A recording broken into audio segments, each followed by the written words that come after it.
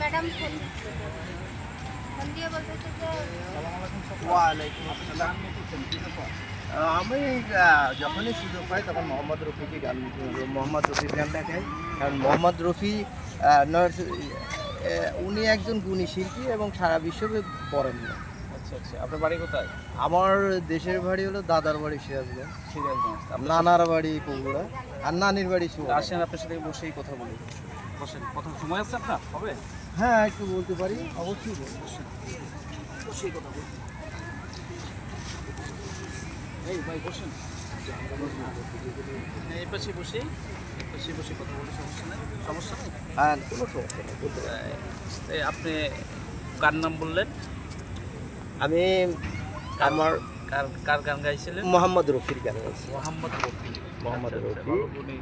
গুণী শিল্পী। উনি গানকে এতই ভালোবাসতেন এবং উনি গান গাইতে গাইতেই তার গলা ফেটে যায়, গলা ফেটে রক্ত বাড়ানোর পর তিনি ওখান থেকে তার গলায় ক্যান্সার হয়েছে, আর ভালো হয় না। মারা গেছে। আচ্ছা আচ্ছা, তার স্মরণে আপনি তার গান গান। আমার ভালো লাগলে গান গাই, যেমন মোহাম্মদ রফি। আসছি, রাজবাড়িতে থাকি, রাজবাড়ি থেকে উদ্দেশ্য মেয়ের বাসায়, ঢাকা মেয়ের বাসায়। মেয়ের বাসায় আসছি। আর ওখান থেকে মনে হলো যে একটু প্রেসিডেন্ট জিয়ার মাজারটা জিয়ারত করে আসি। আচ্ছা আচ্ছা আচ্ছা, মাজার ওই জিয়ারত উদ্দেশ্যে, করতে হ্যাঁ। আসছেন। আচ্ছা, আপনার যদি সময় থাকে একটু আপনার সাথে কথা বলি। বলেন, অবশ্য অবশ্যই। আমিও আপনার মতো সাধারণ মানুষ, আমি কোনো রাজনীতি করি না, বড় সাংবাদিক আবার কিছু না, আপনি ভয় পেন না, ঠিক আছে? না, কোনো সমস্যা না। ধরেন আমাদের দেশে যে এক বড় একটা সরকার দীর্ঘদিন সরকারে ছিল, তাই না? জি জি। লম্বা একটা সময় সরকারে ছিল। গত বছরে 5 আগস্টে ওনার অনাকাঙ্ক্ষিতভাবে আপনার পতন হয়, উনি দেশ ছেড়ে চলে যায়। এই উনি যাওয়ার পরে এই যে গত 1 বছর এই দেশটা কেমন চলছে আপনার কাছে? কেমন? এখন যদি আমাকে বলতে হয় তাহলে অতীত থেকেই বলতে হবে।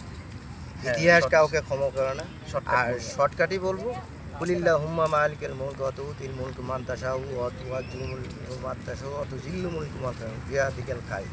সমস্ত ক্ষমতার মালিক আল্লাহ। কুল্লি শাইইন কাদির। হ্যাঁ, হ্যাঁ, সমস্ত ক্ষমতার মালিক আল্লাহ, আল্লাহ পাক রব্বুল আলামিন। আল্লাহ যাকে ইচ্ছা তাকে ক্ষমতা দান করেন, আবার যার কাছ থেকে ইচ্ছা ক্ষমতা বেজ্জতি করে ক্ষমতা ছিনায় আচ্ছা নেন। আচ্ছা আচ্ছা। ছিনায় নেন কাজে আল্লাহ লাস্টে একটা কথা বলছে, ভালো কাজ করবে, বিয়াদিকাল খায়র। যে ভালো কাজ করবে তার ফল ভালো হবে। আচ্ছা তবে অনেক কষ্ট এই কারণেই, দেশ স্বাধীনতা যুদ্ধ আর আমি অবিচ্ছেদ্য অংশ। আচ্ছা কারণ আমি একটা ফ্যামিলি, এমন একটা ফ্যামিলির ছেলে, আমার নানা রহিমউদ্দিন, উনি দ্বিতীয় বিশ্বযুদ্ধের মুক্তিযোদ্ধা। আচ্ছা আচ্ছা আর আমার বাবা doctor M A high Chowdhury, অর্থাৎ সিরাজগঞ্জের হাই চৌধুরী, যিনি বিএনপির প্রতিষ্ঠাতা সদস্য মণ্ডলীর একজন ছিলেন। আচ্ছা আচ্ছা আমার যেটা আগরতলা মামলার সাক্ষী আনোয়ার, আচ্ছা তিনি আচ্ছা। মিথ্যা সাক্ষী অনেক বড় দিয়ে ফ্যামিলি, অনেক বড় কনজারভেটিভ ফ্যামিলির ছিলেন। আচ্ছা আচ্ছা আমি লেখাপড়া করেছি প্রাতিষ্ঠানিক এবং অপ্রাতিষ্ঠানিক দিয়ে 32 বছর। আচ্ছা আচ্ছা। চাকরি এবং শিক্ষা দুটো এক জিনিস না। না না। What's the motivation of study? The motivation of study is earning knowledge and it is utilize to one life. আচ্ছা আচ্ছা শিক্ষার উদ্দেশ্য জ্ঞান অর্জন, আর সেটা নিজের বাস্তব জীবনে প্রতিফলন। এখানে চাকরি আর শিক্ষা কিন্তু এক জিনিস না। আর ইতিহাস কাউকে ক্ষমা করে না। দেশের পরিস্থিতি আগেও খুব যে ভালো ছিল তাও না, আর বর্তমান যে ভালো তাও না। আসলে যে অভাবটা কি, আমাদের অভাবটা হলো দেশপ্রেমিকের অভাব। আমরা সবাই হতে চাই টাকা কামাই করা মেশিন। আমার আর একটা আইডেন্টিটি আছে, আমি কিন্তু একজন সায়েন্টিস্ট, আচ্ছা আচ্ছা। একটা বিজ্ঞানী। এবং একজন বিজ্ঞানী কত কষ্ট করে সেটা আমি খুব ভালো জানি। আমি 1-3 সেকেন্ডের জন্য ব্রেক নিই। সাধারণ মানুষ রয়েছিল, এই সাধারণভাবে আমি ওনার সাথে একটু কথা বলবো, কিন্তু ওনার সাথে কথা বলে ওনার অনেক তথ্য জানলাম। উনি অনেক বড় ফ্যামিলি থেকে আসছে, আবার ওনার পরিচয়টা উনি দিচ্ছে। তো আসলে আমি আপনার গুরুত্বপূর্ণ সময় নষ্ট করছি, তার জন্য আমি আগে আপনার কাছে দুঃখিত, আমি বুঝতে পারি নাই। তারপর আপনার সাথে কথা বলতেছি। তো আপনি কথা বলতে পারবেন, বলবেন। কারণ আমি যদি কথা না বলি, আপনারা যদি না জানেন, তাহলে আমি তো কবরে নিয়ে যাব আমার জ্ঞান। আচ্ছা আচ্ছা, ধন্যবাদ আপনাকে আমার থেকে সময় দেওয়ার জন্য। তো দর্শক, আপনারাও ওনার কাছ থেকে কিছু ওনার অভিজ্ঞতা নেন, আর উনি আমাদেরকে আগামী দিনেরও কিছু আমাদের দেশের, আমাদের যারা আমরা সাধারণ মানুষ, আমাদের ভাগ্য পরিবর্তন আসলে হবে কি কারো দ্বারা, না আমরা বরাবরই একটার পর একটা ফেসিস্টের কাছে আমরা জিম্মি থাকবো? আপনি সেই বিষয়ে কিছু বলেন। ভাগ্যের পরিবর্তন তখনই আসবে যখন আমরা নিজের ভাগ্যকে নিজে গড়তে শিখব। আর আমরা সবাই মুসলমান, এটা আমরা আইডেন্টিফিকেশন আমরা এটা মানুষের কাছে তুলে ধরি, কিন্তু অরিজিনাল কি আমরা কি মুসলমান? আমরা কি কোরআন মানি? আমরা যদি কোরআন মানতাম তাহলে আমাদের পরিস্থিতিটা এরকম না। কোরআন যদি আমি কোরআন পড়া লোক, যদিও আমি ইংরাজি সাহিত্যের উপরে লেখাপড়া করেছি এবং ফিলোসফি পড়েছি, রাষ্ট্রবিজ্ঞান পড়েছি, তো ওগুলো বলবো না, ওগুলো ছাত্র আমি। এবং সেই হিসাবে আগে আমি ব্যক্তিকে যখন আমি উন্নত করব, দেশ আপনা আপনি উন্নত হবে। আগে নিজে আর্ন করেন। উইলিয়াম শেক্সপিয়ার কি বলেছেন? শেক্সপিয়ার বলেছেন, seeking food and he its and please with what he gets. অর্থটা কি? এর আগে পিছিয়ে কিন্তু কিছু বলে নাই। তিনি বলছেন যে নিজের খাবার নিজে সংগ্রহ করে এবং যা পায় তাই নিয়ে সন্তুষ্ট থাকে। আগে পিছিয়ে কিন্তু they are always happy, it's a matter. তো আমাদের সন্তুষ্টি নেই, আমরা খালি চাই উপর থেকে টাকা কামাকের মেশিন, কীভাবে আমি উপরতলায় উঠবো। কিন্তু তা না, উপরতলায় উঠতে উঠতে যে কখন যে আমি মুখ থুবড়ে পড়ে যাব সেই চিন্তাটা তো আমরা করছি না।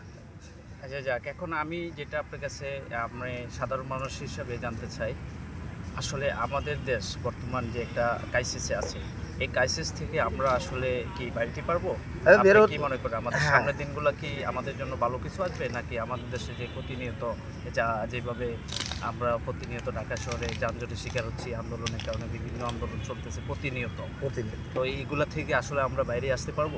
এগুলো থেকে বাইরে আসার একমাত্র উত্তরণ হলো আমাদের যে কালচারটা, আমাদের রাজনীতিক চর্চাটা, এর পরিবর্তন আসতে হবে। আপনার দিক থেকে আপনার সাধারণ মানুষ হিসেবে কি ধরনের পরিবর্তনের কথা আপনি বলেন? আমি যেটা পরিবর্তন করি, রাজনীতি এবং সংগ্রাম, রাষ্ট্র সংগ্রাম, রাজনীতি তিনটা অপরিচিত অংশ। অবশ্যই সংগ্রাম থাকতে হবে, কারণ অতীত থেকে শিক্ষা।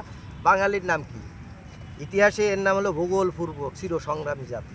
কাজে বাঙালি আর সংগ্রাম এটা থাকবে।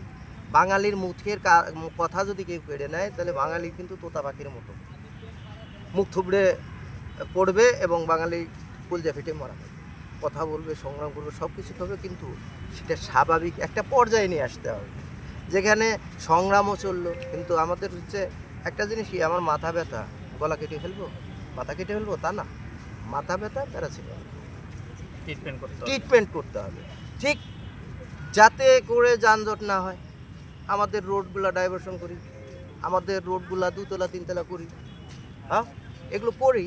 যে যেমন সংস্কার করবো। আমি যখন আমি শর্টকাট করি, তাহলে আপনি এটা মেসেজ দিচ্ছেন, এটা যেভাবে আমরা রাস্তাঘাট যেভাবে সংস্কার করি, এভাবে আমাদের রাজনৈতিক এগুলো সবকিছু এইভাবে সংস্কার আনতে হবে। ব্যবস্থাপনা নির্বাচনী ব্যবস্থা সবকিছু একটা সংস্কার দরকার। সংস্কার হলে আর নিজের ভিতর থেকে যখন আমরা নিজে পরিবর্তন করব, তখনই একমাত্র সবকিছু শৃঙ্খলা, এর বাইরে আর কোনো সুযোগ নাই। ঠিক আছে কাকা, আপনাকে অনেক ধন্যবাদ। আপনি আসলে এই একটু সাধারণ মানুষ ভাইবা আপনার সাথে কথা বলছি, কিন্তু আপনি যে একদম সায়েন্টিস্ট আমি বুঝতেই পাইনি। ঠিক আছে, আমি যেটা আপনাদের মেসেজ দেই, আমি বাতাস থেকে বিদ্যুৎ তৈরি করার প্ল্যান্ট তৈরি করছি, এবং সেটা গাড়িতে ব্যবহার, যেটা বাংলাদেশের দরকার। অটো চালকরা যদি একটা মেশিন গাড়িতে লাগায়, ওর ইলেকট্রিসিটিতে চার্জ দিতে হবে না। তো আমার যারা ভিউয়ার্স আছেন, আমি আপনাদের উদ্দেশ্যে বলবো, এই যে মানুষটা, ওনাকে দেখেন, ওনাকে দেখে কিন্তু আপনারা বুঝতে পারবেন না যে উনি একজন সায়েন্টিস্ট, একজন আপনি ওনার অনেক যোগ্যতার কথা বলছে, ওনার পারিবারিক একটা ব্যাকগ্রাউন্ড উনি বলছে, সেই আগরতলা মামলা থেকে শুরু করে আপনার মুক্তিযোদ্ধা সব কিছুর ওনার পরিবারের সদস্যরা জড়িত। তো আব্দুল হাই নামে একজন বাংলাদেশের বিশিষ্ট রাজনীতিবিদ, উনি ওনার সন্তান, ওনার বাবা হয়, উনি ওনার সন্তান। এটা আসলে এত সাদা বেশ মানে মাঠাভাবে উনি চলাফেরা করবে। আর মানুষের মূল জিনিস হলো মানুষের গেটআপ, পোশাক, চেহারা দেখে আজকাল মানুষকে মাপার কোনো সুযোগ নেই। এটা উনি হলো এটা তার একদম এটা হলো এক্সাম্পল যে ওনাকে দেখেন, মানুষকে আপনি তার ড্রেস আপে আর তার পরিবেশে আপনি তাকে আপনি আন্দাজ করতে পারবেন না আসলে মানুষ কোন মাপের। অবশ্যই। তো থ্যাংক ইউ কাকা, আপনাকে অসংখ্য ধন্যবাদ। আপনাদেরকে আপনি আমাদের অসংখ্য জন্য দোয়া করবেন। ধন্যবাদ। তবে আপনার জন্য শেষ শুভকামনা। মেসেজ একটাই, দেশপ্রেমিক হন।